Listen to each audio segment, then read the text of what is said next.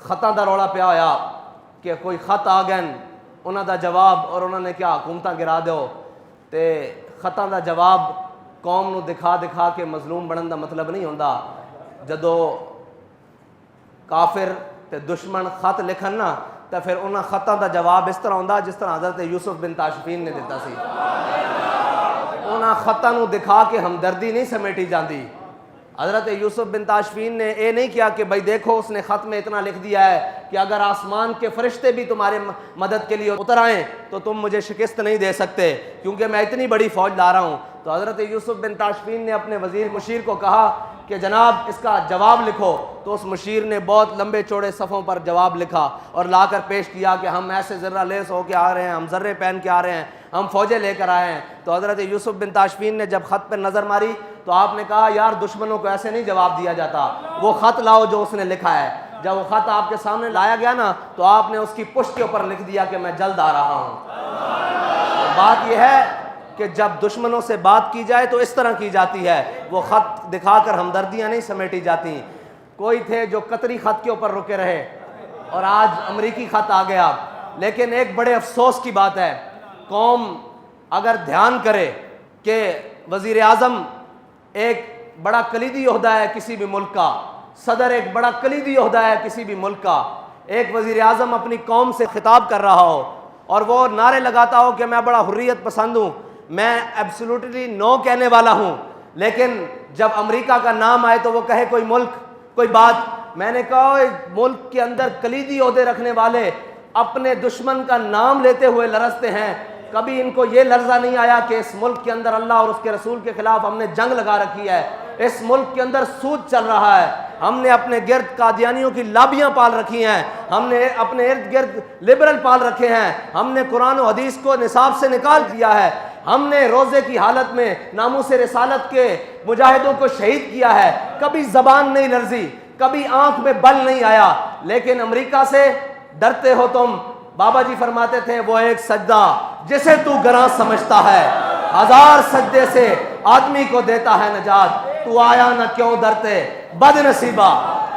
اور بھائی تجھے یہ کہنے کی ضرورت ہی نہ پڑتی, ساری قوم سمجھ لیتی کہ یہ کون تھا. امریکہ کی کیا جرت ہے. بابا جی کہتے تھے ان برائنر چوچوں کی کیا جرت ہے کہ محمد عربی کے غلاموں کے سامنے. لیکن بات یہ ہے تجھے تو حضور کی محبت کی چاشنی ملی نہیں نا. اگر ملی ہوتی تو امریکیوں کا نام لیتے ہوئے زبانیں نہ لرزتی. میں یہ سوچ رہا ہوں کہ نام لیتے ہوئے زبانیں لرز رہی ہیں تو اگر کہیں میدان لگ رہا تو ان کی تو ٹانگیں کانپے گی. اگر ان کو کوئی بات کر سکتا ہے تو وہ کوئی مولا کائنات کا غلام کر سکتا ہے. جب دشمن آئے ایسے چوڑا ہو کر تو آپ نے فرمایا ان الذی سمتنی امی حیدرا, فرمایا میری ماں نے بھی میرا نام حیدر رکھا, جھاڑیاں دا شیر.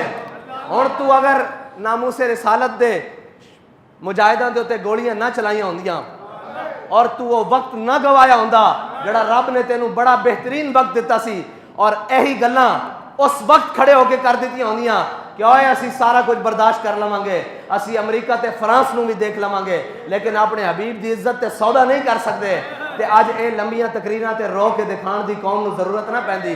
قوم تیرے پیچھے لوگ کہندے ہیں جی آپ اس کے ساتھ چلیں. میں نے کہا ساتھ چلنا پیچھے کی بات ہے, اگر یہ ناموس رسالت کے اوپر کھڑا ہو جاتا ہم اس کی جوتیاں اپنی پگڑی میں باندھنے کے لیے تیار تھے.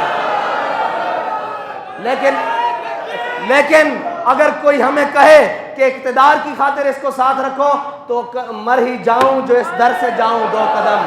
کیا بچے بیمار غم قرب مسیح چھوڑ کر. ایسا ایک اقتدار نہیں, ساری دنیا کا اقتدار بھی ہو ہم اپنے پاؤں کی ٹھوکر پہ بھی نہیں رکھتے.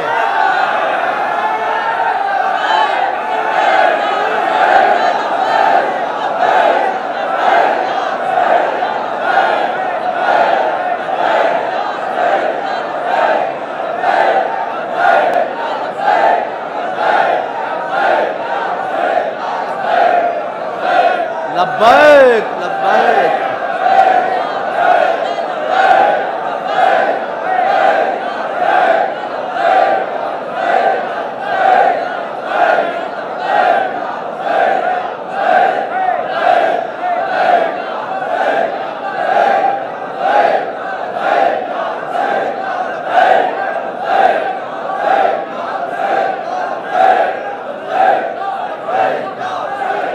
بابا جی فرماتے تھے بڑے بد نصیب جو قرار تک نہ پہنچے. وہ قرار یہی تھا کہ تم ساری یورپی یونین کو سمیٹ کے ایک سائیڈ پہ رکھتے, امریکہ کو سمیٹ کے ایک سائیڈ پہ رکھتے, اور ویٹو پاور والے سارے ممالک کو لپیٹ کر ایک سائیڈ پہ رکھتے. وہ کہتے کہ بس جی ہم ساری باتوں پر کمپرومائز کر سکتے ہیں اپنے آقا و مولا کی ناموس کے لیے. اگر تم بات کر دیتے باخدا یہ دن تمہیں نہیں دیکھنے پڑتے, لیکن ابھی تم نے دیکھنے ہیں, ابھی تو دنیا میں دیکھے ہیں, ابھی تو آغاز ہے, ابھی تو انجام اس حشر کے دن تک باقی ہے جب حضور کے سامنے پیش ہونا ہے, اور اس کسی نکر میں امیر المجاہدین بھی کھڑے ہوں گے, اور وہ یہ نہیں تم کہہ سکو گے کہ ہمیں بتایا کسی نے نہیں. بھائی تمہیں روڈوں پر روزے کی حالت میں خون میں نہا کر بھی بتایا کہ باز آ جاؤ حضور کی ناموس پر پیرا دے لو, تمہیں ہتھکڑیاں پہن کر بھی بتایا, تمہیں تختہ دار والی کوٹریوں میں جا کر بھی بتایا کیوں آ جاؤ واپس. ہمارا تم سے کوئی ذاتی جھگڑا تھا, ہم نے تم سے کوئی چیز مانگ لی تھی, تم تو بیگ اور گاڑیاں بھر کر لائے تھے, ہم نے ساری لٹا دی تھی کہ بھائی ہمارا سودا بازار مصطفیٰ میں ہو چکا ہے. یہ ہم نے تاریخ جو ہے نا یہ سوداگروں کے لیے نہیں بنائی, نہ بابا جی نے اس کے اندر محنتیں سوداگروں کے لیے کی ہیں. یہ تاریخ کا مقصد صرف ایک تھا کہ ورفانہ لک ذکرک کا چرچا ہوتا رہے.